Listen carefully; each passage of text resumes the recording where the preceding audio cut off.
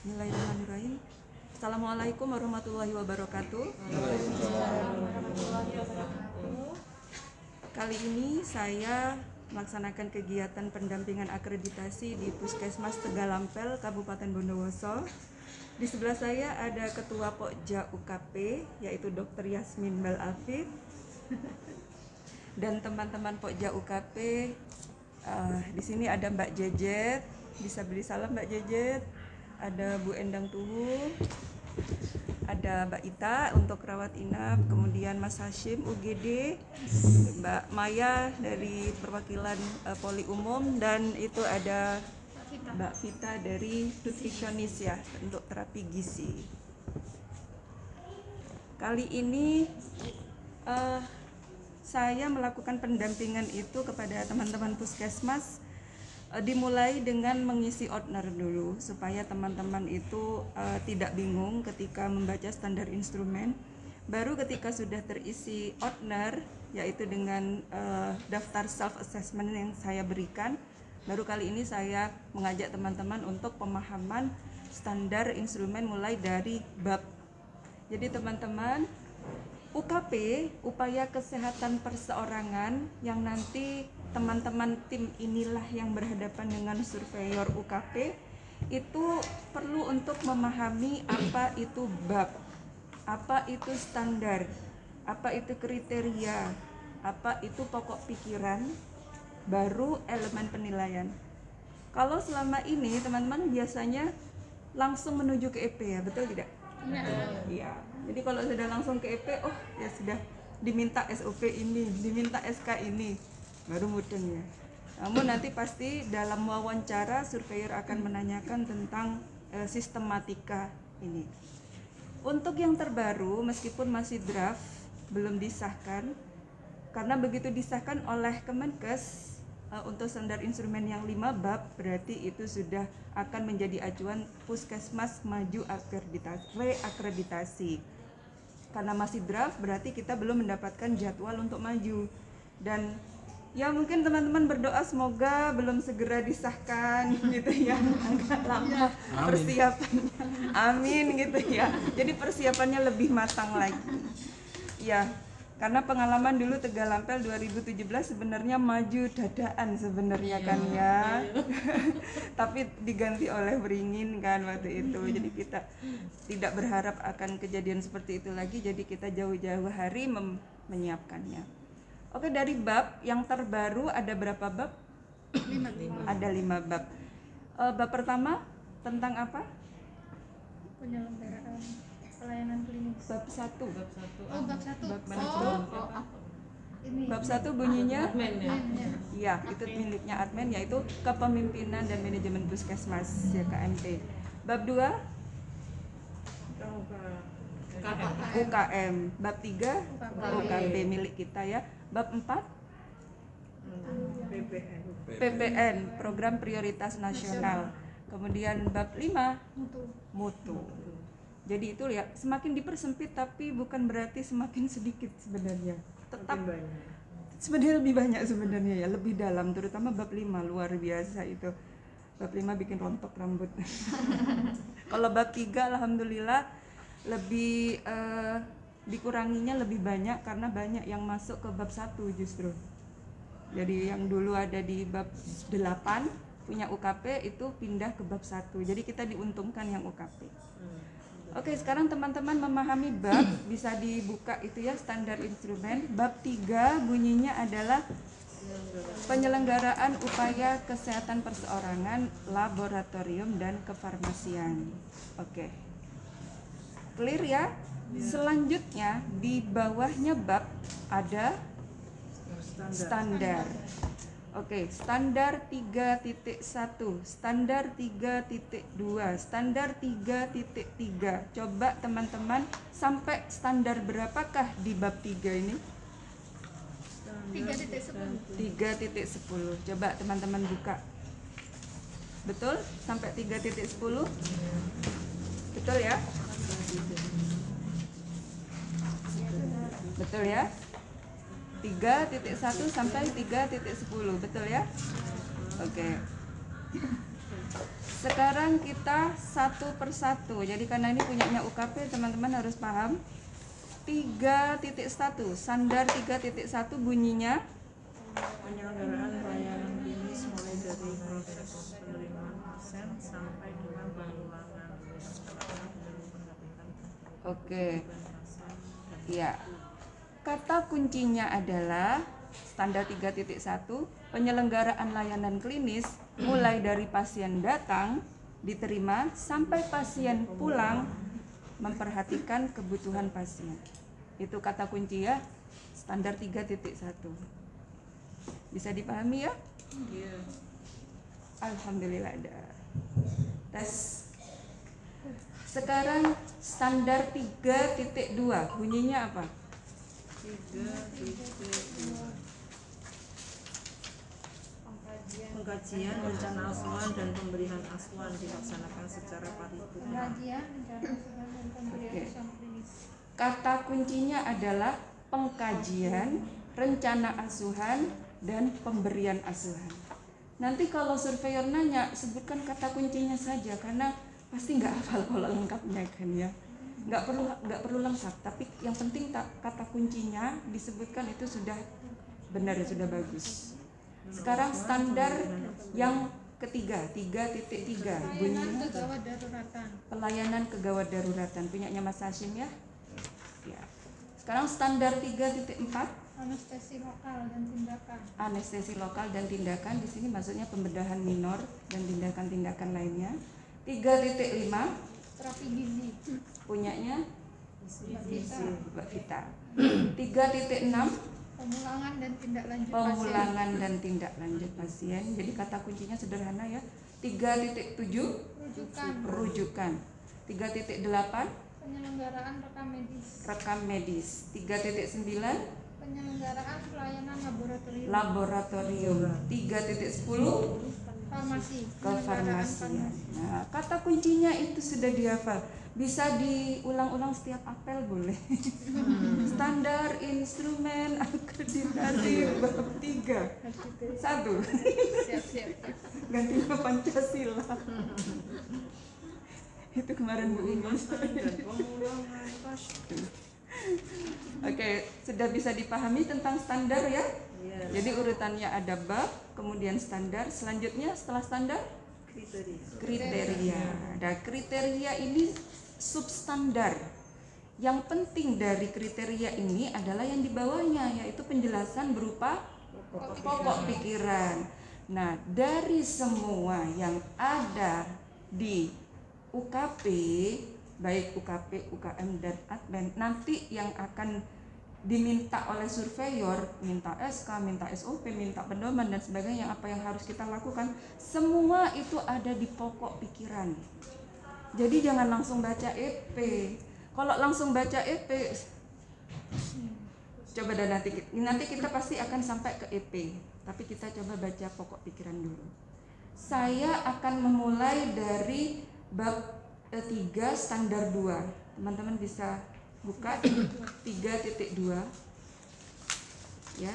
3.2 apa bunyinya tadi standarnya? Pengkajian rencana asuhan dan pemberian asuhan. Oke. Kriteria bisa dibaca Dokter Yasmin 321. Penapisan, screening, dan proses kajian awal dilakukan secara paripurna dan mencakup berbagai kebutuhan dan harapan pasien atau keluarga dan mencegah penularan infeksi. Asuhan pasien dilaksanakan berdasarkan rencana asuhan medis, keperawatan, dan asuhan klinis yang lain dengan memperhatikan kebutuhan pasien dan berpedoman pada panduan praktik klinis. Oke. Sekarang kita cari kata kuncinya. Di situ kata kuncinya adalah pertama penapisan atau screening. Apa saja yang di screening, teman-teman? Coba kita diskusi dua arah ya. Saling jadi tidak saya terus yang memberikan, teman-teman bisa ikut berpikir. Yang di screening apa saja? Anggita. Tadi disebutkan kebutuhan dan harapan pasien. Kira-kira kebutuhan pasien ini apa saja yang nanti dari screening? Apa saja? Untuk anamnesa itu. Ya, Anamnesa. ketika pasien datang, kebutuhan pasien atau kondisi pasien apa saja yang harus kita perhatikan? Kesadaran. Kalau pasien tidak sadar, apakah masuk BP? Tidak, berarti masuk UGD. Kalau pasien nyeri hebat, masuk UGD. Kalau nyerinya biasa, Di BP. kita lihat ya nyeri. Jadi ada scoring nyeri nanti ya juga. Kemudian apalagi? Kesadaran, nyeri, terus apalagi? Tensi. Itu nanti kalau sudah masuk. Ini sebelum masuk, jadi di luar. Jadi ada petugas yang menapis, melihat bahwa ini nanti harus masuk UGD, ini harus masuk BP, ini harus kemana gitu. Kita lihat dari apanya? Dari kesadarannya, dari nyerinya, kemudian apalagi yang sepintas bisa dilihat? Kadar ini Cat atau Ya, pucatnya, kondisi. Jadi kita bisa memperkirakan ini masuk UGD atau ke poli umum saja. Terus apa lagi? nafasan apa ya? Dari apanya? Yang tidak perlu pakai alat, kita lihat saja ini sudah kita tahu ini akan diarahkan kemana. Usia. Nah, usia, lansia, apa lagi? hamil. Disabilitas, apa lagi? Hamil, lagi. Itu artinya apa namanya itu? Pasien berkebutuhan khusus. Jadi pasien berkebutuhan khusus. Nanti kalau ditanya surveyor, pasien berkebutuhan khusus itu apa saja? Lansia, di atas 60 tahun ya, bumil, terus bayi balita, kemudian disabilitas. Oke. Tadi kita lihat sepintas lagi. Satu lagi pasien dengan apa? Tadi nyeri, terus kesadaran, terus berkebutuhan khusus. Satu lagi deh. Apanya lagi yang kita lihat? Dua sih sebenarnya, dua lagi. Apanya? Ini perlu ya, karena ini screening, karena ini pintu masuk pelayanan. Nanti surveyor akan berlagak dia tuh menjadi pasien gitu. Saya pura-pura jadi pasien, nanti diapakan ini sama puskesmas. Dua lagi. Tadi ada kesadaran, berkebutuhan khusus, nyeri, terus apa lagi? Resiko apa? Infeksi. Resiko infeksi. Satu lagi resiko apa lagi? Ada yang pernah baca? Resiko jatuh. Nah, itu dia. Resiko jatuh. Nah, dari luar itu sudah kita amati, sudah di penapisan, di screening. Kira-kira kalau pasiennya ini kelihatan infeksi, dia datang demam, nanti kita aktifkan lagi ya, itu nembak suhu itu ya. Kemudian dia demam, batuk, pilek, berarti dia infeksius. Harus diapakan pasien yang infeksius? Dipisahkan dari pasien non infeksius. Kemudian dengan resiko jatuh, kita lihat dari apanya? Dari postur jalan perjalanan. Cara jalannya. Kemudian apa lagi? Kondisinya apa? Pasifnya Apa contohnya? pakai tongkat atau Pakai alat bantu berjalan, tongkat, kursi roda, termasuk lansia juga resiko jatuh ya. Kemudian dari ditanyakan sakitnya apa? Ini gliyeng vertigo, oh berarti resiko jatuh. Nah, itu yang perlu dilakukan di awal masuk sebelum ke loket. Jadi jangan sampai pasien nyeri hebat atau dengan resiko jatuh disuruh antri seperti biasa dengan pasien yang biasa. Nah, kalau surveyor sampai melihat seperti itu, ya udah sudah bad mood duluan ya. Kita masuk ke pokok pikiran. Mbak Vita baca pokok pikiran pertama. Penapisan atau screening dilakukan sejak awal dari penerimaan pasien untuk memilah pasien sesuai dengan kemungkinan penularan infeksi kebutuhan pasien dan kondisi kegawatan yang dipandu dengan prosedur screening yang dilakukan. Nah, sudah tadi ya kita satu persatu ya screeningnya apa saja. Lanjut Mbak. Proses kajian pasien merupakan proses yang berkesinambungan dan dinamis baik untuk pasien rawat jalan maupun pasien rawat inap. Proses kajian pasien menentukan efektivitas asuhan yang akan dilakukan. Nah, sekarang screening sudah berarti masuk ke pengkajian. Teman-teman, di pengkajian ini maksudnya apa sih? Makna dari pengkajian, anggap saya surveyor ya, pura-puranya ya, terus diwawancara ini teman-teman. Pengkajian itu apa sih? mencari data Mengumpulkan data tentang tentang kondisi tentang kondisi status kesehatan pasien sebanyak-banyaknya. Datanya berupa apa saja, lanjut Mbak Maya itu. Kajian pasien meliputi 1. Mengumpulkan data dan informasi tentang kondisi fisik, psikologis, status sosial, dan riwayat penyakit. Untuk mendapatkan data dan informasi tersebut dilakukan anamnesis, data subjektif S, pemeriksaan fisik dan pemeriksaan penunjang atau data objektif O. 2. Analisis data dan informasi yang diperoleh yang menghasilkan masalah, kondisi, dan diagnosis untuk mengidentifikasi kebutuhan pasien atau A. Asesmen atau analisis. 3. Membuat rencana asuhan P, yaitu menyusun solusi untuk mengatasi masalah atau memenuhi kebutuhan pasien. Ya. Jadi kajian pasien ini adalah mengumpulkan data-data itu ya, kondisi fisik, psikologis, status sosial, dan riwayat penyakit. Artinya ini kalau dalam bahasa rekam medis berarti yang dikumpulkan apa datanya? 1. Kalau di rekam medis, di pengkajian itu rawat inap kan ada form pengkajian gitu, apa saja? Subjektifnya apa? Anamnesanya, penyakit Riwayat.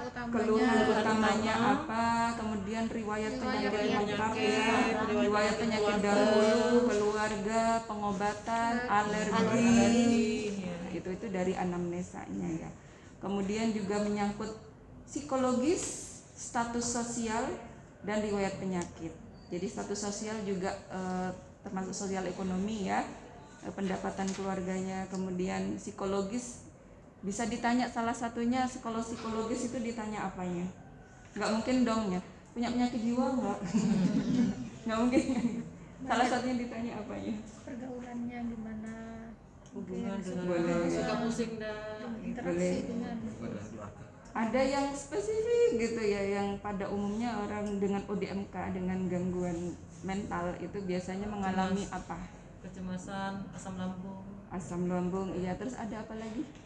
sulit tidur. Sulit tidur. Nah itu sulit tidur itu banyak sekali ya pasien. Dia cukup dengan bilang sulit tidur aja, oh ini pasti ada anxiety, ada kecemasan. Kemudian lanjut juga setelah anamnesa, pengkajian itu juga ada pemeriksaan mulai dari TTV ya, TTV dari GCS, tensi, suhu, bla bla bla, from head to toe ya, pemeriksaan kepala, leher, toraks, abdomen, bla bla bla sampai ekstremitas. Mulai dari anamnesa S dan pemeriksaan O itu semuanya ada apanya?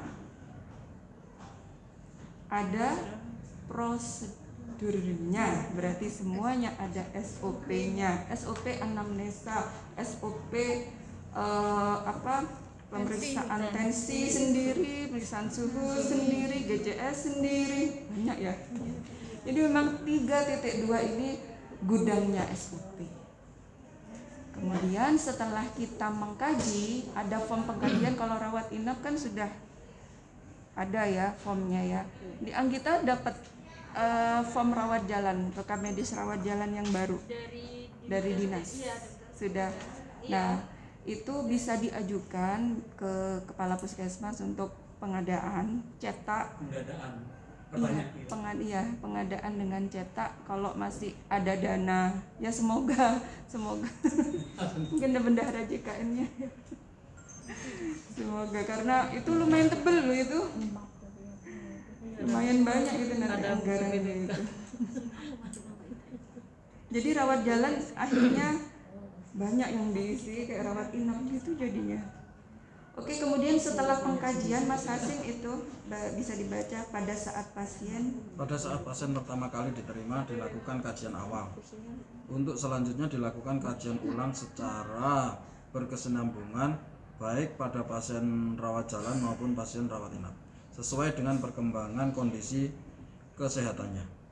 Oke, di sini ada yang bisa memahami tentang kajian awal dan kajian ulang itu bedanya apa? Kajian awal jelas ya, pertama kali pasien datang jelas. Nah, kajian ulang ini dilakukan bila apa? Jadi kita gali lagi, gali lengkap lagi. Bila apa kira-kira?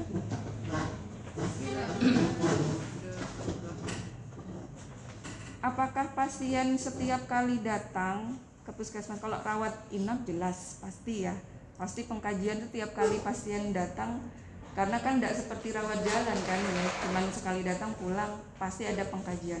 Bagaimana dengan rawat jalan? Apakah setiap pasien datang kontrol itu harus ada pengkajian lengkap terus? Enggak. Nah, kapan kita lakukan pengkajian ulang? Pada saat pasien datang berobat ulang, mungkin Misalkan TB mas, TB tiap kali datang tuh dikaji ulang lengkap terus mas? enggak. Cuma keluhan-keluhan yang terakhir keluhan terakhir, maksudnya yang riwayat penyakit dahulu, riwayat keluarga kayak gitu. Nah, kira-kira kapan dilakukan pengkajian ulang? Tiap kontrol lengkap begitu. Pengkajian ulang kalau lama nggak kontrol. Nah, itu salah satunya waktu bisa ya, timingnya. Jadi sudah 3 tahun tidak pernah datang, tiba-tiba datang, kita lihat tanggal terakhir dia berobat apa, kayaknya kita perlu pengkajian. Mungkin dalam 3 tahun dia mengalami sesuatu yang tidak kita ketahui karena tidak pernah berobat. Jadi itu perlu ditanya lagi. Mungkin didapatkan ternyata dalam perjalanan 3 tahun dia tadinya tidak hipertensi, ternyata tensinya jadi naik, ada keluhan-keluhan mungkin mengarah ke diabetes. Nah, itu yang perlu kita kaji ulang. Kemudian selanjutnya kajian awal, Mbak Ita. Kajian awal dilakukan oleh tenaga medis, keperawatan atau kebidanan, dan disiplin yang lain meliputi status fisik, neurologis atau mental, psikososial-spiritual, ekonomi, riwayat kesehatan, riwayat alergi, asesmen nyeri, asesmen risiko jatuh, asesmen fungsional atau gangguan fungsi tubuh, asesmen risiko gizi, kebutuhan edukasi, dan rencana pemulangan. Oke, nah ini tadi yang isinya pengkajian ya, lengkap sekali ya, riwayat-riwayat ini, kemudian resiko jatuh, resiko gizi, banyak sekali memang. Dilanjutkan Mbak Ita. Pada saat kajian awal perlu diperhatikan juga apakah pasien mengalami kesakitan atau nyeri. Nyeri adalah bentuk pengalaman sensori dan emosional yang tidak menyenangkan yang berhubungan dengan adanya kerusakan jaringan atau cenderung akan terjadi kerusakan jaringan atau suatu keadaan yang menunjukkan kerusakan jaringan. Oke, ini artinya nyeri ini tidak bisa disepelekan. Buktinya dia masuk dalam pokok pikiran. Artinya setiap pasien itu perlu diukur ya intensitas nyeri. Memang dia apabila memang dia ada keluhan nyeri. Jadi tidak boleh ditunda tata laksananya. Selanjutnya Mbak Jejet. Enggak, urut maksudnya dari Mbak Jejet ke Ibu ke Mbak. Ibu dulu gak apa-apa juga. Semangat banget Ibu. Kajian pasien. Kajian pasien dan penetapan diagnosis hanya boleh dilakukan oleh tenaga profesional yang kompeten. Tenaga profesional yang kompeten adalah tenaga yang dalam melaksanakan tugas profesinya dipandu oleh standar dan kode etik profesi dan mempunyai kompetensi sesuai dengan pendidikan dan pelatihan yang dimiliki dan dapat dibuktikan dengan adanya sertifikat kompetensi. Nah, ini sudah jelas sekali ya bahwa proses mulai dari pengkajian itu wajib ada kompetensi. Jadi sesuai dengan profesi masing-masing. Siapakah yang mengisi pengkajian lengkap? Yang dari anamnesa, kemudian pemeriksaan TTV dan HET2 yang mengisi siapa? Yang berkompeten? Dokter. Karena di pengkajian itu ada riwayat penyakit itu dan ada askep untuk keperawatan Karena di ASKEP itu kan ada tentang nyeri ya, penanganan nyeri, penanganan apalagi ya, demam, seperti itu ya isinya ASKEP ya. Kemudian di kebidanan juga ada ASKEB ya, ASKEB. Dan di sini dibuktikan dengan sertifikat kompetensi. Itulah kenapa di SDMK itu kita memang semua wajib menyertakan sertifikat pelatihan-pelatihan di situ yang akan menjadi bukti bahwa kita berkompeten melakukan pelayanan. Selanjutnya Ibu, proses kajian. Proses kajian tersebut dapat dilakukan secara individual atau jika diperlukan oleh tim kesehatan antar profesi yang terdiri dari dokter gigi, perawat, bidan, dan tenaga kesehatan pemberi asuhan yang lain sesuai dengan kebutuhan pasien. Jika dalam pemberian asuhan diperlukan tim kesehatan, maka harus dilakukan koordinasi dalam penyusunan rencana asuhan terpadu. Oke, ini kata kuncinya adalah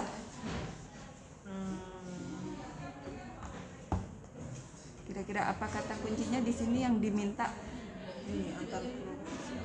Tim kesehatan antar profesi. Ini kata kuncinya. Artinya setiap pasien, idealnya setiap pasien itu perlu kerjasama antar tim. Jadi bukan hanya dokter saja. Ada beberapa diagnosa yang wajib ain harus melibatkan tim. Apa saja? Diabetes. Apalagi? Hipertensi. Apalagi? Itu programmernya. Wajib ain itu di bawah itu ada masalah TB. TB itu wajib satu ada dokter, ada programmer pasti ya perawatnya, kemudian ada apa lagi Mas? Ada laborat, ada apa lagi? Farmasi, apa lagi Mas? Gizi, apa lagi? Kesling. Apakah sudah berjalan Mas? Nyampe farmasi aja. Farmasi. Kan ada apoteker kan ya? Ya Ada. Jadi nanti Mas, saya sudah pernah memberikan PR ke Mas Hasim ya. Tolong Mas, TB ini akan sangat dilihat untuk tim kesehatan antar profesi selain ANC terpadu Ibu.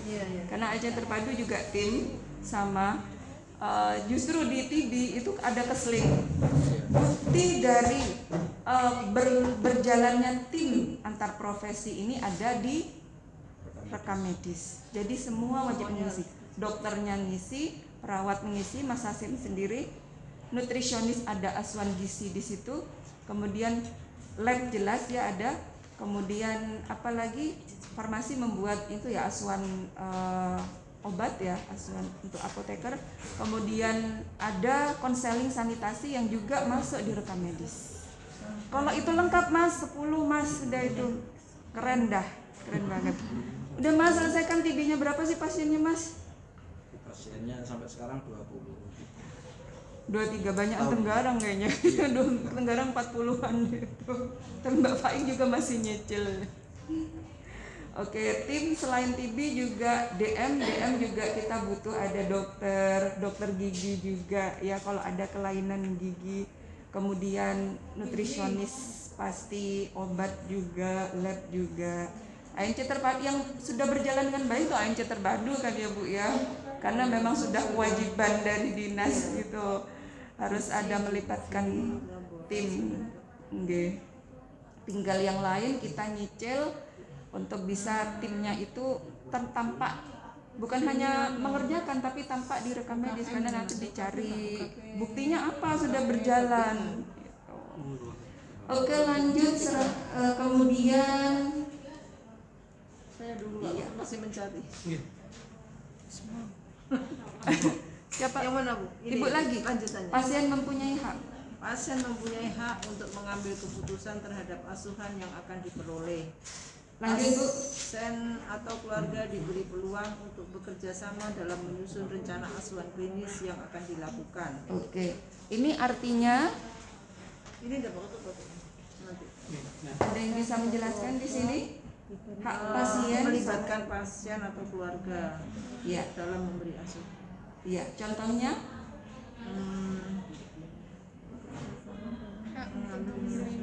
jadi di sini kalau kita melihat item dari hak pasien itu akan tampak pasien boleh memilih dokter yang melayani.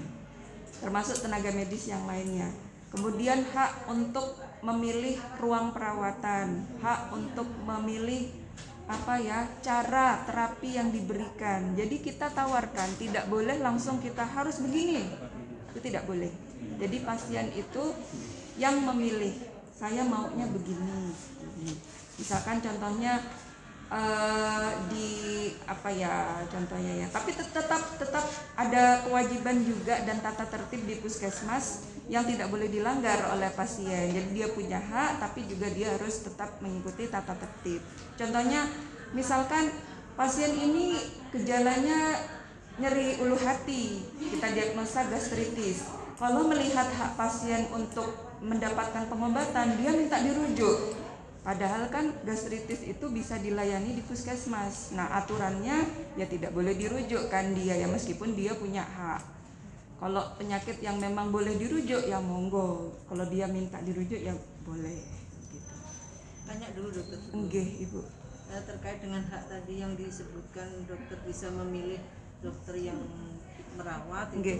Kemarin saya sempat diskusi sama Mbak Ita. Masa ini apa maksudnya itu harus kita terapkan, misalnya di sini tidak menerapkan seperti itu apa boleh itu hak itu tidak ditulis, karena kan kayaknya tidak mungkin gitu ya misalnya. Iya, karena terjadwal ya Bu ya. Kayak gitu. Oke. Kalau ada surveyor aja.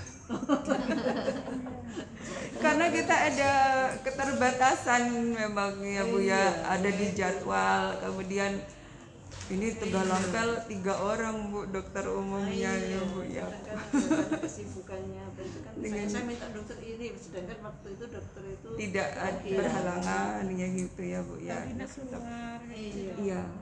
Tetap ada jadwal shift dokter dan daftar dokter yang melayani. Tetap pasien itu nanti kalau ada surveyor memang tetap harus seperti itu ditawarkan kepada pasien.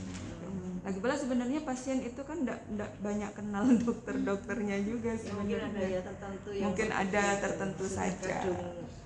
Nggih, gitu. Nggih, ya kita bisa jelaskan juga bila ternyata pasien meminta dokter Kudori, misalkan karena dekat di sini mengenal dokter Kudori, tapi beliaunya karena kapus masih harus tugas luar rapat, seperti itu bisa kita jelaskan penggantinya dokter siapa begitu. Kita lanjut. Berikutnya rencana asuhan, ini yang baca siapa? Pak Ketut apa? Nggih, Ketut.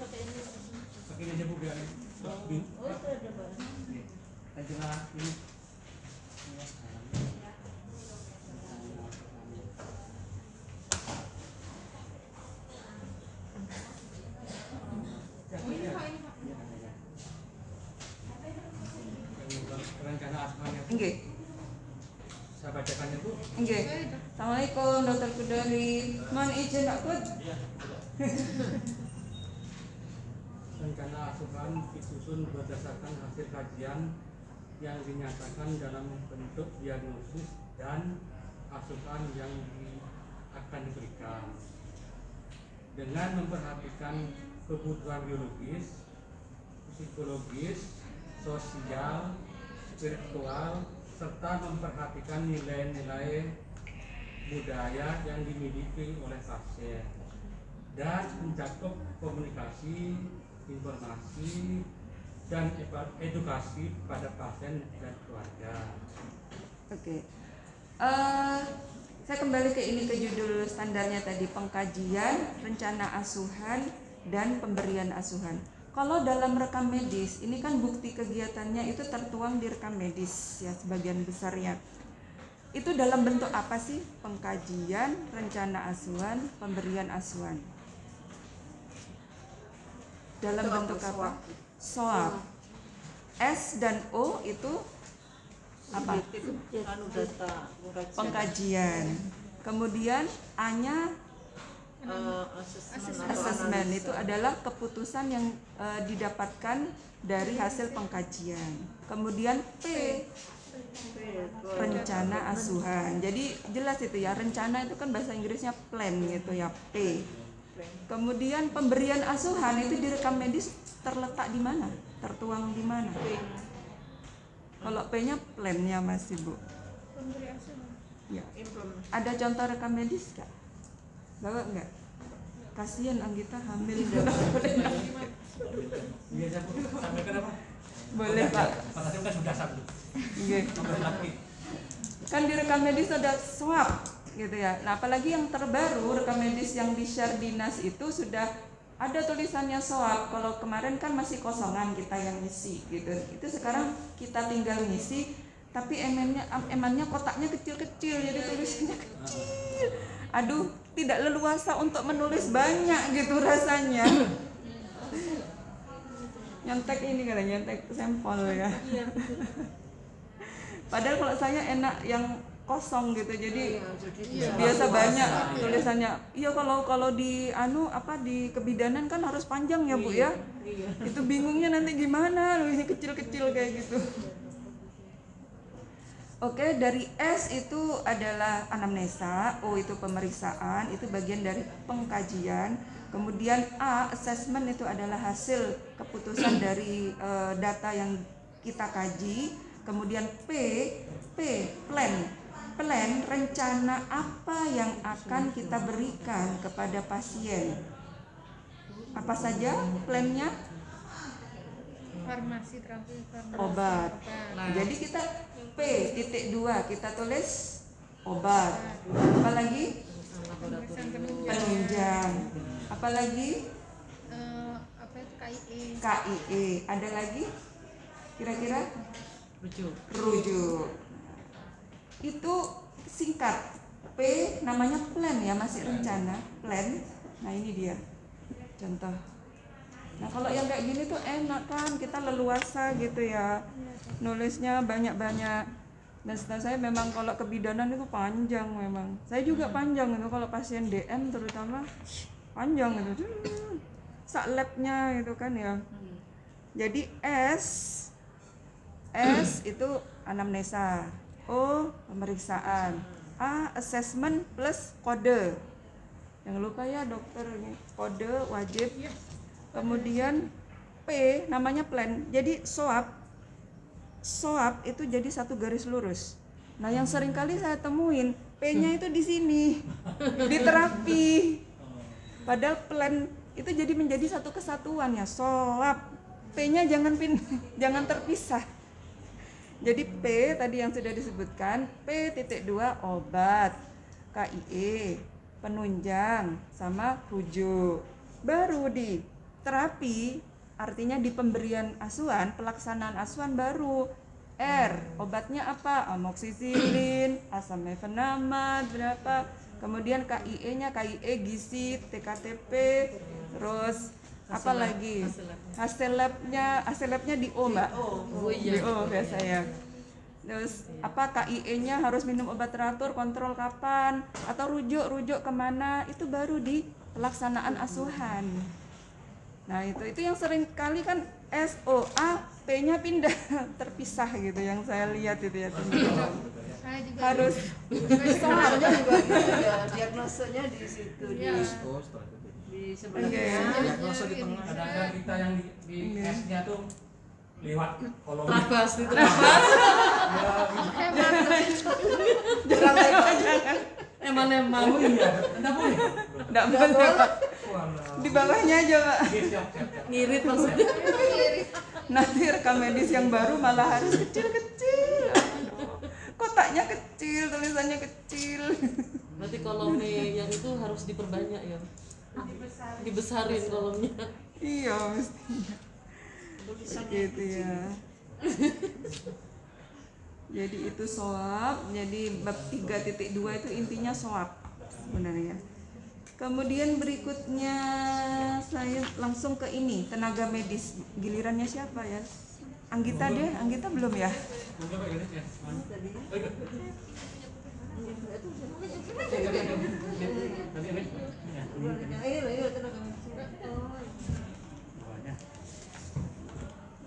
Tenaga medis dapat memberikan pelimpahan wewenang untuk melakukan tindakan kedokteran atau kedokteran gigi tertentu kepada perawat, bidan atau tenaga kesehatan pemberi asuhan yang lain secara tertulis. Pelimpahan wewenang tersebut hanya dapat dilakukan dalam keadaan tenaga medis tidak berada di tempat dan atau karena keterbatasan ketersediaan tenaga medis. Oke, kita sedang membahas tentang pelimpahan wewenang. Jadi pelimpahan wewenang ini adalah dari seseorang yang memiliki kompetensi untuk melakukan layanan klinis kepada yang tidak berkompeten, tetapi sudah ada pengetahuan gitu ya. Contohnya dari dokter ke perawat. Jadi kan tidak boleh ya tugasnya dokter ke gizi yang melakukan itu tidak boleh. Karena perawat juga dasar ilmunya juga sebenarnya keperawatan itu dekat dengan kedokteran. Namun tetap dengan peraturan-peraturan sesuai perundangan yang berlaku. Jadi di sini beberapa di pokok pikiran tertulis bahwa ada syaratnya ya, harus apa saja? Yang pertama punya izin, punya STR gitu. pasti harus apa itu, memberi asuhan pelimpahan wewenang secara tertulis. Jadi ada bukti ketika ya harus ada bukti tertulis, tidak boleh perlisan. Pelimpahan wewenang syaratnya juga harus bila keadaan apa? Itu yang terakhir, tidak berada di tempat atau keterbatasan ketersediaan tenaga dokter maksudnya, atau dokter gigi. Jadi sebisa mungkin memang semua pasien itu terlayani oleh dokter. Tapi bila semua memang tidak karena ada kepentingan yang urgent begitu ya, sehingga harus didelegasikan kepada perawat, maka pertama syaratnya pasti ada kebijakan yang membolehkan dokter mendelegasikan atau pelimpahan wewenang kepada perawat. Ada SK-nya. Jadi di sini SK ini adalah memperkuat bahwa perawat boleh melakukan pemeriksaan yang dilakukan oleh dokter. Kemudian yang kedua, selain ada kebijakan atau SK, ada apa lagi? Harus ada. Nah, ini kemarin di Curadami itu bertanya, apa bedanya SK dengan surat pendelegasian wewenang? Karena yang diminta nanti oleh surveyor bukan hanya SK, tapi juga harus ada surat pendelegasian atau pelimpahan wewenang. Bedanya apa? Ada yang tahu? Kalau SK itu dari kepala puskesmas. Pasti. Ya, surat juga dari kepala puskesmas. Pelimpahan wewenang itu dari profesinya. Tapi tertanda kepala puskesmas juga. Kalau Bedanya SK apa? itu mengayomi seluruhnya dari surat pendelegasian itu. Jadi bagian surat pendelegasian bagian dari SK. Peraturannya, SK itu peraturannya. Iya. Iya, yang melindungi. Yang spesifik apa? Spesifiknya. Mungkin namanya kalau SK itu mungkin menunjuk yang bersangkutan. Yang bersangkutan itu siapa, Pak? Iya, petugas itu. Ya. Dokter gigi. Nah, Kemudian yang kalau memiliki pelimpahan wewenang, apa dia itu tidak yang kedua, pihak kedua gitu, Bu. ya.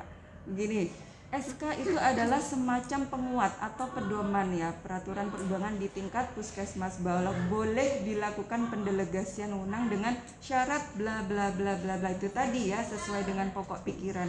Sedangkan surat pendelegasian itu ada nama siapa yang mendelegasikan, apa yang didelegasikan, dan siapa yang didelegasikan. Yang itu di SK tidak ada. Di SK tidak ada, nama-nama itu tidak ada. Jadi surat pendelegasian itu by name. Ada nama-nama. Nggak bisa ikut lampiran gitu ya? Nggak bisa. SK. Karena kalau petugasnya pindah berarti diperbarui. Sedangkan SK itu akan berlaku sepanjang masa selagi tidak ada perubahan pedoman. Ya.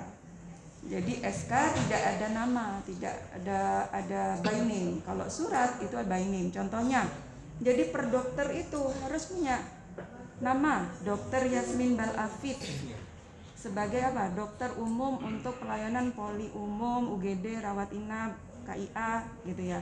Mendelegasikan tugas apa saja bla bla bla bla bla kepada siapa? Siapa, tanda tangan. Ada tanda tangan kepala puskesmas, tertanda kepala puskesmas. Kepada siapa tuh dok contohnya? Kepada contohnya kalau poli umum itu tugas yang didelegasikan adalah melakukan pemeriksaan, menulis resep, membuat diagnosa. Yang membuat diagnosa, menulis rekam medis, menulis resep itu adalah tugas dokter yang tidak boleh dilakukan oleh perawat apabila dokternya berada di tempat. Karena itu adalah pekerjaan dokter. Jadi disebutkan Assalamualaikum Bu Mutu. Terus habis itu jadi sekali lagi, ya Allah, baru tahu ternyata Sudah mau keluar. Udah mau launching dok. Kembar lagi tuh dok. oh iya tak? Sungguhan? Mah, kembar lagi? Oh enggak. Panik gak Ruri. Salah lama gak ketemu Ruri. Ternyata Mas-masan. Sekali lagi ya, surat pendelegasian wewenang. Jadi tiap dokter itu wajib punya, dan dokter gigi itu wajib punya, memegang masing-masing. Berarti ini per unit, per dokter per unit. Karena nggak bisa, karena tugasnya beda ya. BP kan tugasnya ini nih, rawat inap, ada visitor ya, ada apa-apa kayak gitu, yang termasuk pasang infus itu juga pendelegasian pelimpahan Itu cuma wewenang. di poli umum sama KIA itu UGD. UGD rawat inap, KIA juga. Iya. KIA yang di luar tugas bidan. Kalau persalinan kan tugas bidan. Kayak sama gizi kan nggak usah. Ya, gitu ya. ya. Jadi yang memang itu kewajibannya seorang dokter yang didelegasikan apa saja. Gitu. Jadi ada ditulis apa Nama-namanya. nama-namanya siapa dan yang tugas-tugasnya didelegasikan. Selagi petugasnya itu ada di puskesmas ini masih berlaku. Apabila berubah satu orang saja yang dipindah, berarti harus diperbarui semuanya. Gitu. Itu ada masa berlakunya nggak ada? Enggak ada. Hanya dirubah kalau ada perubahan petugas. Berarti kan mengetahui puskesmas Iya. sama yang bersangkutan. Terus yang diberi Kepala puskesmas aja gitu. oh gitu, Iya. nggak usah tanda tangan gitu. Enggak. Berarti kan SK itu enggak katanya kemarin ada pertanyaan harus gantinya setiap tahun kan Enggak, Bu. di tengah-tengah Enggak, Bu. perjalanan ada pergantian kan bisa dirubah. SK itu selagi tidak ada perubahan pedoman yang menimbang itu ya Bu, di atas sendiri menimbang Permenkes sekian. Kayak dulu Permenkes 75 berubah menjadi Permenkes 43 tentang puskesmas, itu baru SK berubah Bu. Tapi selagi pedoman yang di atas itu tetap tidak berubah, meskipun kepala puskesmas ganti, tetap regulasi itu tetap jalan, termasuk SOP juga. Enggak dimakan, Enggak dok, enggak, kalau saya minum aja. oh iya itu Mbak minum. Kalau makan nanti aja. Soalnya kalau makan sekarang enggak berhenti nanti makannya. Makannya recharge. Oke, kita lanjut. Pelimpahan wewenang sudah jelas ya. Kita lanjutkan dengan wujudnya. Kalau wajibnya tadi regulasinya ada SK pelimpahan wewenang, kemudian ada surat pelimpahan wewenang, kemudian buktinya, bukti telah dilakukan pelimpahan wewenang yang sah, yang legal. Nah, kita melihat berarti tugasnya dokter apa saja yang tidak boleh dilakukan oleh tenaga medis yang lain. Jadi apa saja? Membuat diagnosa, yang mulai dari membuat swab itu adalah tugas dokter. Karena kalau perawat kan askep, bidan itu askep. Jadi swab itu tugasnya dokter. Kemudian apa lagi? Setelah membuat swab, menulis resep itu wajib dokter. Nah, apabila dokternya terbatas atau sedang bertugas luar, berarti harus ada pelimpahan wewenang. Yang tidak cukup dengan surat, karena harus tertulis di rekam medis. Tadi kan syaratnya di sini tertulis di rekam medis bahwa misalkan perawat Mbak Maya Lingga telah melakukan pemeriksaan di poli umum, kemudian memberikan obat dan menulis resep. Buktinya apa bahwa itu adalah sudah dilimpahkan dari misalkan dokter Yasmin? Harus ada bukti. Poli umum dulu. Yang tertuang di rekam medis. Tulisan. Oke. Bikin stempel. Jadi bikin stempel. Konsul dokter siapa? Atau advis terapi dokter siapa? Dan di bawahnya tanda tangan tertanda dokter siapa. Stempel dalam bentuk Yang stempel. stempel yang konsul dokter itu ya dok, yang minta Bagusnya tanda. bila amannya 2. Jadi di atas advis dokter siapa, di bawahnya tertanda dokter siapa, yang tanda tangan perawat siapa yang melakukan. Jadi buat stempel gitu ya. Buat stempel. Demikian juga dengan resep. Dokternya nggak usah tanda tangan. Kalau nggak di tempat. Kalau tidak di tempat, cukup mama perawat siapa, tanda tangan, parafnya. Demikian juga resep. Resep juga gitu. Kalau resep itu boleh wajib ditandatangani ya. Jadi buat stempel juga dalam resep tertanda dokter siapa. Itu boleh ditulis oleh perawat siapa. Gitu. Nota obat itu dok.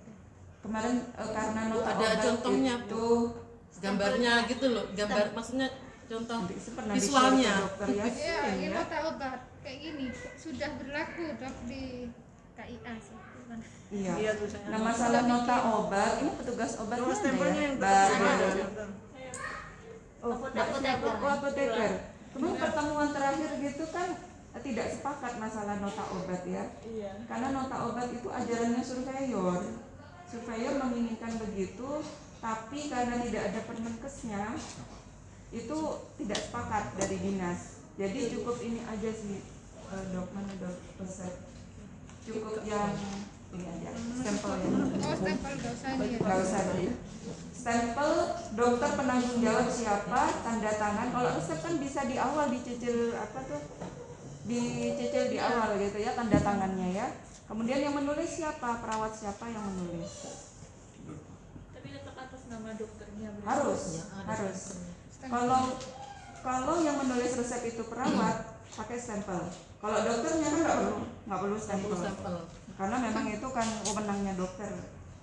Sehingga harus membedakan bahwa ini ditulis oleh dokter, sama yang ditulis oleh perawat. Gitu. Tapi misalnya ada dokternya, lebih baiknya yang nulis dokternya sendiri. Lebih baik Harusnya begitu. Ya. Nggih. Kalau terus itu program TV dokter. Iya. Selama ini kan biasanya kita bikin resep kan satu box dokter. Iya. Satu pasien langsung Iya. satu box. Itu gimana? Iya, nggak apa-apa. Nggak apa-apa, satu Tetap tetap harus kaidah pelimpahan wewenang. Memang tetap harus dokter yang nulis. ada stempel. Ya, pakai Kan cuma stempel. satu kali berarti kan. Satu kali aja atau setiap Satu kali ngambil? Karena kan Setiap nulis resep, Mas. iya. Iya. Oh, berarti cuma satu kali Jadi kan. buatkan satu bendel resep itu, langsung distempel, dokternya suruh tanda tangan. Jadi Mas Hasin kan enak tinggal ngeresepin aja. Kan selama ini kan kalau ngambil di obat itu kita kan langsung satu kotak. Jadi satu kotak kita taruh di ruang TB. Iya. Bukan ya? Jadi Tetap pakai resep. Enggak, kalau di Tenggarang Mbak Faik ada di apotek obatnya. Jadi Kalau- Mbak Faik yang iya. nulis resep. kalau di sini enggak. Karena kan Langsung satu kali. langsung satu kotak itu saya ambil langsung satu kotak, saya resep satu kali pertemuan awal. Setelah itu saya taruh di Tempat Mungkin ini. Tempat itu itu. berarti ada kayak apa itu pengadaan obat seperti yang di desa itu ya Mas ya. Apa istilahnya itu Mbak? Ini teman desa kan nyetok. Iya, distribusi obat. Artinya di unit pegang obat. Nah, itu lain lagi nanti pengaturannya. Enakan sebenarnya tetap di apotek. Gitu. Jadi pakai resep. Sebetulnya enak kalau di petugas itu bisa mantau soalnya. Iya, itu pasien diresepin, pasiennya balik. Pasien balik sudah bawa obat, dijelaskan cara minumnya begini, gitu kalau Mbak Faik. Itu lebih aman itu, Mas. Karena kan harus, ya gimana ya? ya itu kan mengenakkan Mas Hasim sebenarnya kan ya. Bisa ngambil Kontrolnya obat mungkin, gitu. ya, kontrolnya mungkin berhubungan dengan kontrolnya itu juga mungkin. Enggak, Mbak Faik bisa kok itu. Rasanya sini kan ruangannya juga muter, dokter. Iya. Kita Ya, punya enggak ruangan apa-apa. itu menghadap ke luar, ke dalam. Ya artinya itu untuk Itu- keamanan petugas juga loh ya. Iya. Itu masalah ini. Kalau dokternya selalu standby di pelayanan TB nggak apa-apa. Enggak ada. Kayak gitu. Nah, Ruangannya kalau itu beda. amannya kalau kita mengikuti aturan, semua obat itu diresepkan dan ditaruh di apotek. Kayak gitu. Berarti Di Tenggarang ada bisa kok. dikasih nama-nama ya berarti ya. Di apotek nggak ada namanya Pak ini. Kalau di TV itu kan biasanya Mas Hasim ngasih nama, jadi box ini punya Pak ini gitu. Box ini punya Pak ini. Oh iya. Iya, sama. Sama kayak gitu. Kita resepin, jadi pasiennya ambil obat di apotek, balik lagi ke poli TB, dijelaskan oleh petugasnya. Begitu itu yang di Tenggarang. Kita- Di Pakem dulu juga kayak gitu. Di Pakem juga. Iya, kalau jalurnya karena di Tapi sini enggak aman loh Mas ya. Iya. Kalau di Pakem juga gitu kok, di apotek dan dikasih nama memang. Iya. Oke, kita lanjut ya. Pelimpahan wewenang jelas sudah ya. Jadi pelimpahan wewenang itu ada yang harus wajib ain mandatori sifatnya dengan pengawasan dokter. Artinya harus dikonsultasikan kepada dokter. Contohnya mendiagnosa penyakit, menentukan terapi, itu wajib konsul ke dokter. Dan bentuk dari konsultasi ini yang sudah sering pakai apa?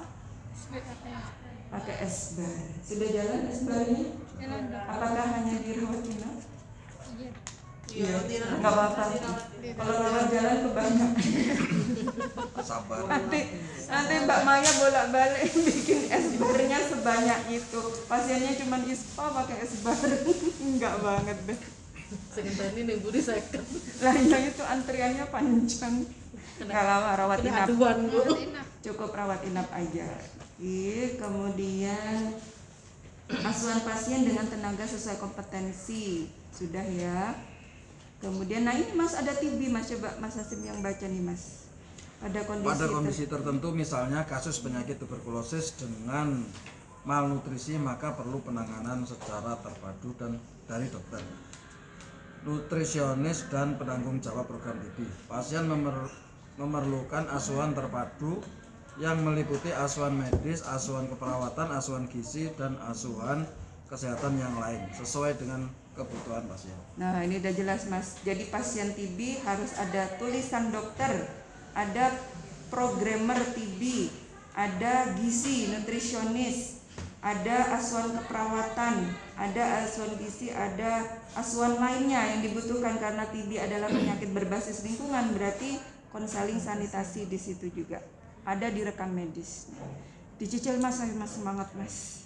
Itu gizi sama keseling apa cukup satu kali? Satu kali saja. Satu kali aja. Cukup satu Dokternya kali. juga satu kali aja. Kenapa? Dokter. Kan ini kan Kalau dokter biasanya- kan memang yang nulis rekam medis dokternya. maksudnya awal aja kan, setelah itu biasanya kan dari loket biasanya langsung ke kita setelah politik langsung bukan ke, karena sini kan berbeda ruangannya. Idealnya karena dokter kan juga dilatih ya. Idealnya setiap pasien kontrol yang menulis rekam medis itu adalah dokter. Tapi sekali lagi pelimpahan wewenang boleh kan? Ya. Artinya itu tadi bukti pelimpahan wewenang stempel. Tetap aturannya begitu Mas. Iya. Oke. Tetap pelimpahan wewenang. Oke lanjut. Ini yang terakhir. Gilirannya siapa ya? Sebelahnya Pak Ketut, Mbak siapa? Mbak Fitri. Lebih kurang sama. Ya. Untuk meningkatkan luaran klinis yang optimal, perlu ada kerjasama antara petugas kesehatan dan pasien atau keluarga. Pasien atau keluarga perlu mendapatkan penyuluhan kesehatan dan edukasi yang terkait dengan penyakit dan kebutuhan klinis pasien. Dengan pendekatan komunikasi interpersonal antara pasien dan petugas kesehatan dan menggunakan bahasa yang mudah dipahami, agar mereka dapat berperan aktif dalam proses asuhan dan memahami konsekuensi asuhan yang diberikan. Oke, kata kuncinya adalah ini sebenarnya tentang apa sih? edukasi penyuluhan kesehatan. Tentang apa sih? KIE. Bahasanya bulat ya. Bahasanya bulat padahal tentang KIE ternyata, pendidikan dan penyuluhan kesehatan. Jadi memberikan edukasi. Oke, pendidikan dan kesehatan di sini dalam bentuk direkam medis itu kan tertulis ya KIE apa. Yang dibutuhkan selain penulisan pencatatan direkam medis apa lagi?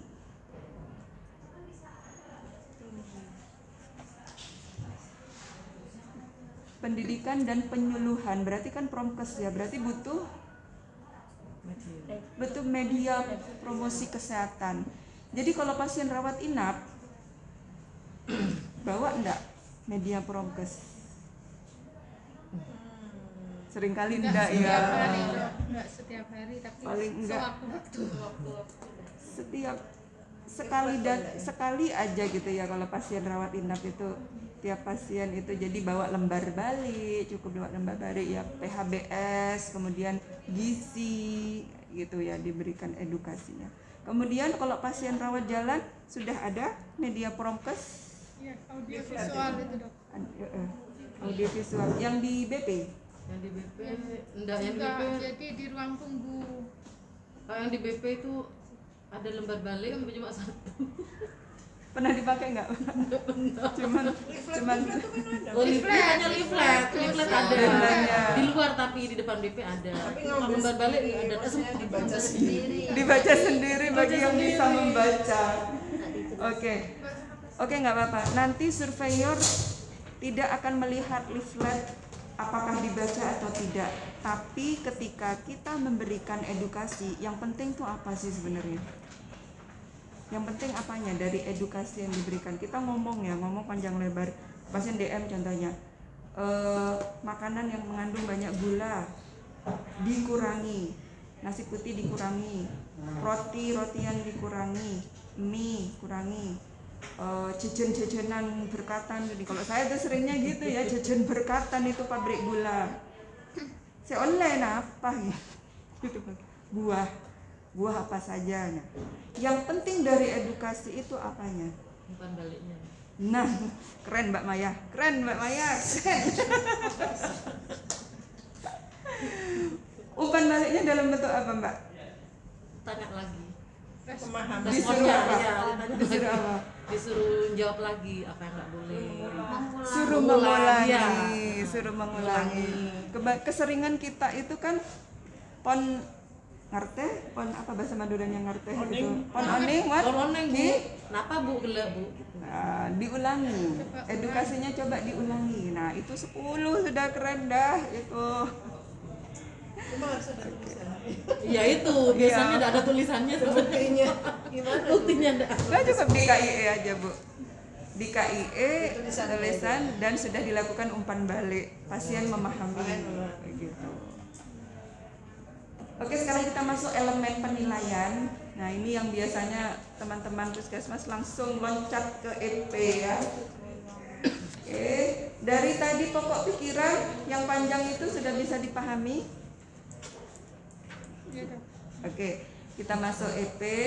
Sebelum kita baca satu persatu 5 EP yang ada di standar 3.2, teman-teman sering kali ya saya mengulang-ulangi penataan dokumen. Meskipun di EP 1 itu bunyinya dilakukan penapisan screening, teman-teman sudah pasti mikirnya SOP ya. SOP screening dan pengkajian. Nah, ini yang dulu di bab 7 waktu masih 9 bab, EP pertama itu langsung ketemu SOP pendaftaran. Akhirnya di Ordner masuk SOP pendaftaran yang pertama. Padahal itu hampir semua puskesmas itu langsung besoknya direview oleh surveyor. Nata dokumennya namanya dokumen regulasi RDOS, sekarang kan RDOWS, regulasi yang tertinggi. Dokumen regulasi tertinggi adalah SK. Jadi munculkan dulu SK-nya. Simple. Ini kan bab 3.2 bunyinya pengkajian rencana asuhan dan pemberian asuhan. Berarti SK-nya boleh bunyinya SK tentang Pengkajian, perencanaan asuhan dan pemberian asuhan dengan lampiran. Pokok pikiran yang tadi panjang kopas masukkan jadi lampiran. Selesai. Ditambah dengan contoh form pengkajian masukkan, form screening visual masukkan, form apalagi surat pendelegasian wewenang masukkan di situ di lampiran. Udah bagus. SK dulu. Setelah SK regulasi, dokumen regulasi, di bawahnya SK apa? Pedoman. Jadi pedoman itu ada eksternal, ada internal. Pedoman eksternal yang dipakai di standar 3.2 kira-kira apa?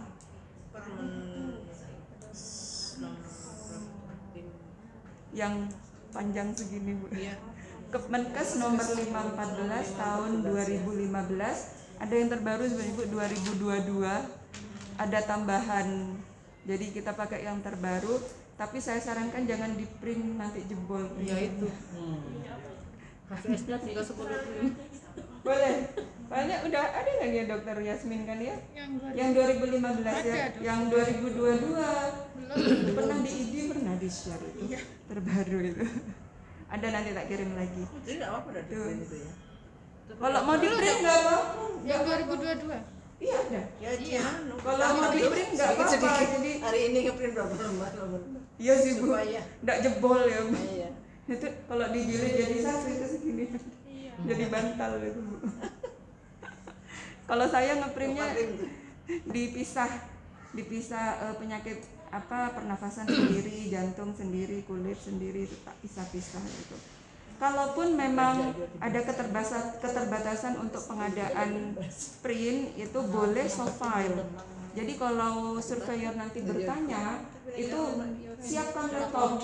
Kami membaca, mempelajari dengan laptop, kan boleh. Sekarang serba elektronik, rekam medis saja sekarang harus elektronik ya, rekam medis itu. Nggak kira dimarahin kok sama surveyor. Buka langsung. Ini Kemenkesnya. Oke, setelah pedoman internalnya berarti pedoman internal tentang layanan UGD, pedoman internal rawat inap, pedoman internal poli umum, pedoman internal poli KIA dan persalinan, pedoman pendaftaran ada juga ya, pedoman internalnya mana, unit-unit poli gigi. Nah, itu pedoman internal. Di bawahnya pedoman, karena ini kegiatan layanan, berarti ada di atasnya SOP, ada KAK dulu. KAK kegiatan pelayanan UGD, KAK kegiatan pelayanan poli umum, rawat inap, KIA, poli gigi. Jadi ada KAK. Kalau pedoman internal itu isinya kayak gimana, Pak? Udah pernah tak kasih contohnya? Iya.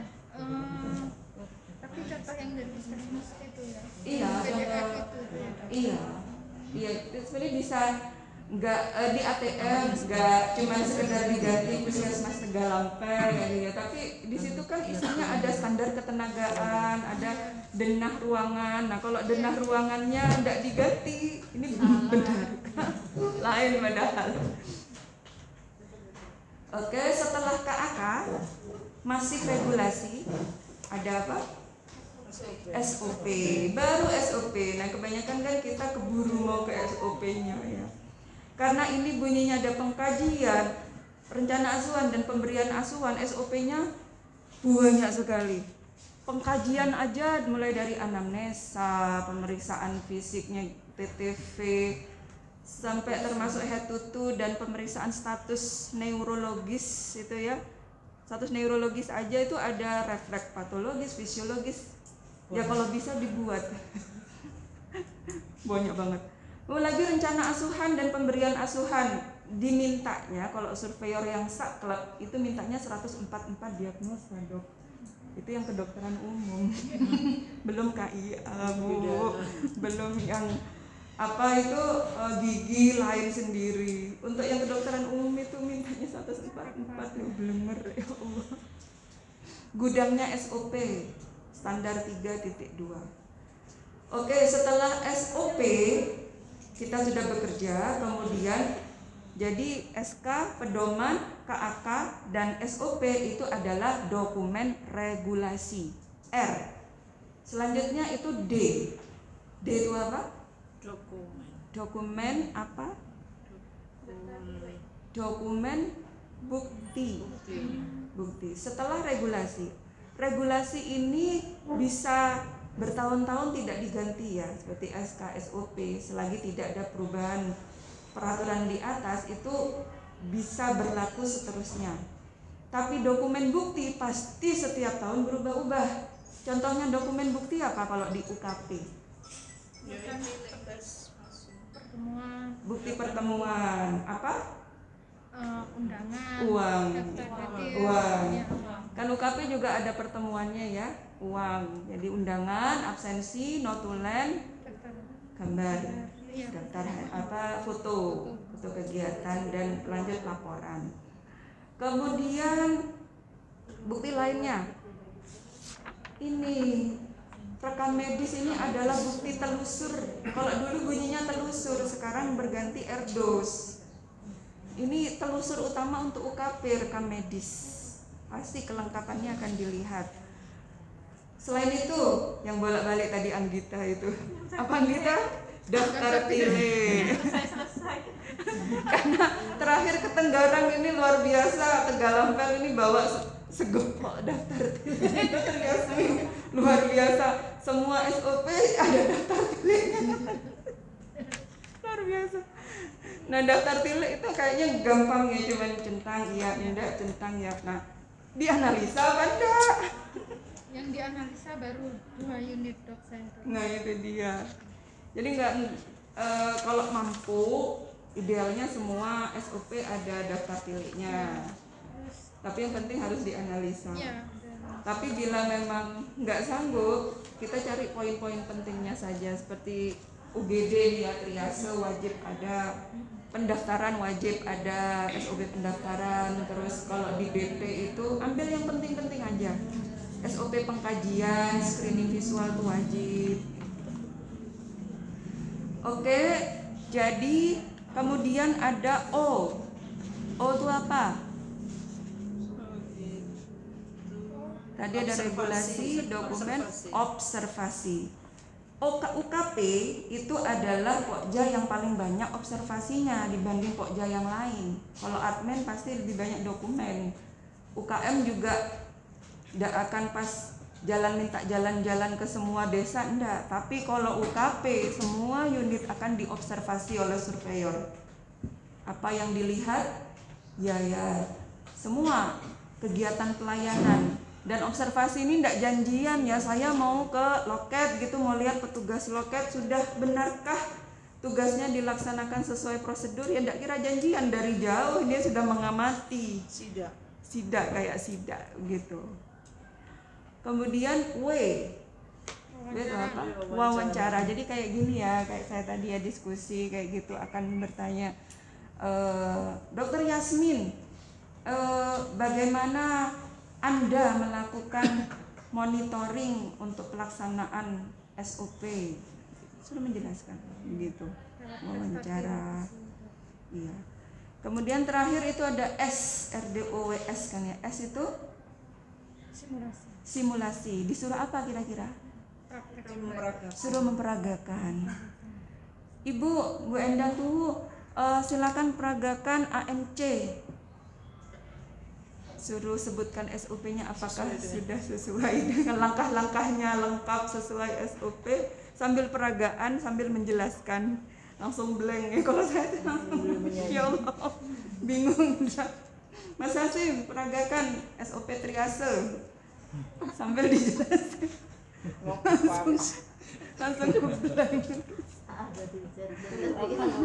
Kalian dalam gawe audit Iya tuh buat audit internal kan gitu kan. Iya, yang audit apa? Ya kalau pas yang di Iya, kebetulan kemarin kan yang itu. Oke ya, jadi sudah tata urutan dokumen sudah jelas ya, dari regulasinya, kemudian dokumen data buktinya itu urut, jadi urutan outner seperti itu. Kemudian kita masuk ke EP1. EP1 itu penapisan dan pengkajian dilakukan paripurna. Jadi di sini SK-nya bunyinya adalah SK tentang yang tadi bunyi standarnya itu, bunyi standar 3.2, SK tentang pengkajian, rencana asuhan, dan pemberian asuhan. Pedomannya tadi itu, pedoman eksternal Kemenkes yang 514 tahun 2015, kemudian pedoman internalnya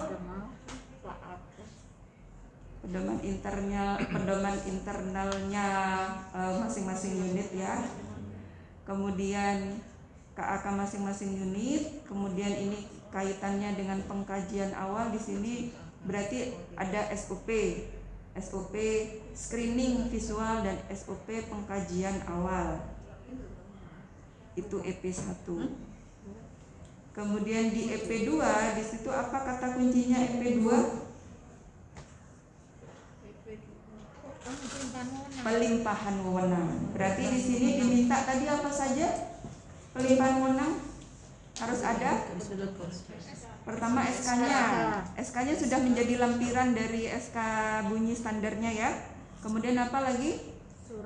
Ada surat pelimpahan wewenang. Kita mengikuti bahasa di sini ya, pakai pelimpahan ya, bukan pendelegasian ya ternyata. Ada suratnya. Kemudian adakah pedomannya? Ada nggak? Pedoman pelimpahan wewenang. Pakai SOP. Ada nggak?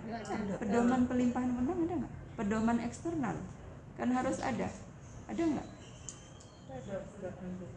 Para dokter pernah nggak baca undang-undang sekian tentang praktek kedokteran? Saya aja baru baca. Teman-teman perawat ada nggak baca undang-undang nomor berapa tentang praktek keperawatan? Belum ya. Nah itu pedomannya, nanti baca. Ada semua sih, saya punya semua. Itu karena surveyor saya dulu kebetulan beliau dokter, belakangnya SH, sarjana hukum. Jadi diubek-ubek tentang legalitas ini tentang kewenangan. Jadi kalau dapat surveyor yang seperti itu harus paham. Sampai bilang kayak gini, ini bertahun-tahun perawat ini minta untuk dilegalkan bisa melakukan tindakan ini. Begitu undang-undangnya keluar tidak dibaca gitu kata surveyor. Dokternya juga gitu kok tidak baca praktek kedokteran. Kemudian EP yang ketiga tentang rencana asuhan. Jadi rencana asuhan tadi ada di P ya, plan. Tadi rencana asuhan itu harus melibatkan apa? Di pokok pikiran? Melibatkan pasien dan keluarga serta dilakukan oleh tenaga yang berkompeten dan oleh tim. Iya. Jadi rencana asuhan dilakukan tenaga berkompeten oleh tim antar profesi dan melibatkan keluarga. Gitu. Jadi di sini ada SOP-nya, SOP rencana asuhan. Kalau SK kan sama bunyinya, ada SK sama, pedomannya sama. Dan SOP tentang penyusunan rencana asuhan. Kemudian EP yang keempat, kata kuncinya adalah pelaksanaannya ya, pelaksanaan asuhan. Jadi pelaksanaan asuhan ini yang saya bilang gudangnya SOP 144 diagnosa, SOP kedokteran umum, belum yang KIA, SOP ASKEP juga harus ada ya, SOP asuhan kebidanan, kemudian udah lengkap kah? Kedokteran gigi Sudah ada nomor dan tanda tangannya. Kalau ada surveyor yang saklek harus 144 itu yang bingung banget tuh. Tak sanggup. Kemudian dan ada harus sesuai SOP-nya harus dibuat menggunakan panduan praktik klinis yang Kemenkes nomor 514. Itu khusus untuk kedokteran umum ya. Untuk teman-teman yang ASKEP ada ya panduannya ya. Kebidanan juga. Oh kebidanan ada sih Bu di Kemenkes itu Bu. Ada kedokteran gigi Pak Ketut Ada ya Pak ya panduannya Pak, jadi nggak boleh ngarang SOP-nya itu. Misalkan meskipun Pak Saya Ketut, ambil sendiri dari itu ya, ada apa ya? kenapa Bu? Maksudnya dari yang verbal itu kita nanti yang kepidana Enggak, nulis sendiri. ngambil dari situ panduannya. Itu lengkap. Ada 1000, yang terbaru itu 1300 sekian halaman. Kemudian terakhir EP5.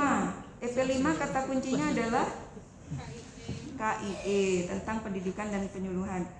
Jadi ada SOP pendidikan dan penyuluhan pasien dan dilengkapi dengan media promkes serta dilakukan umpan balik.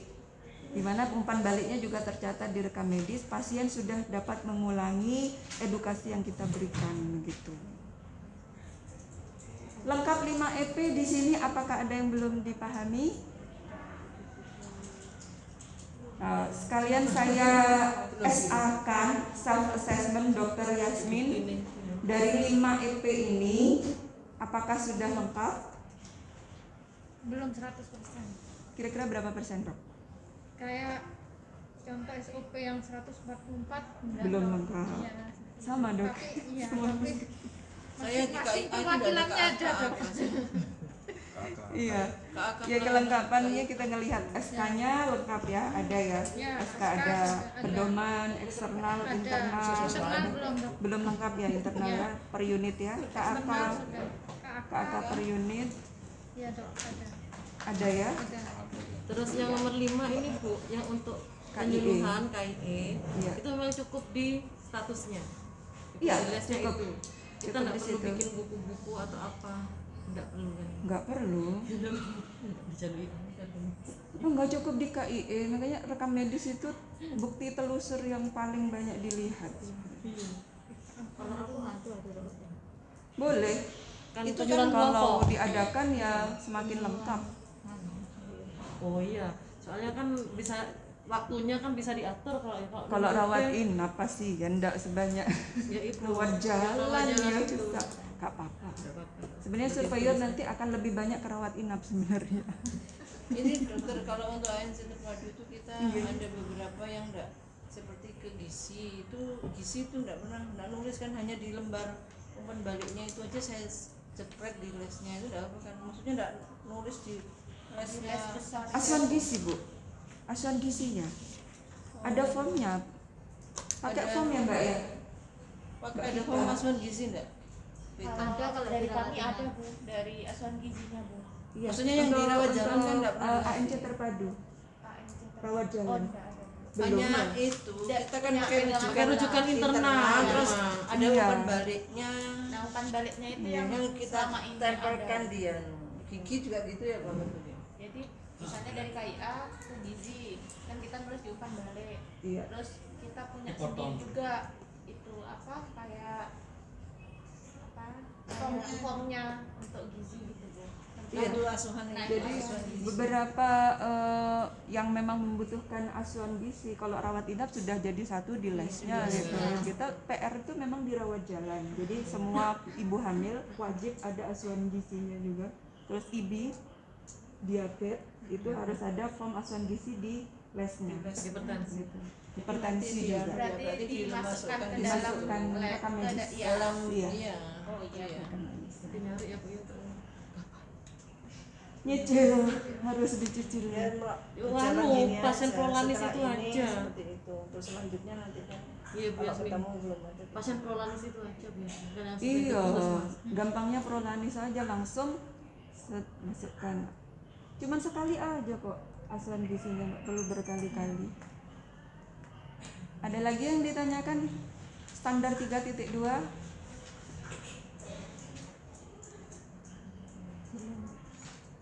Kayaknya sudah berjalan kok, sudah 80% kan ya.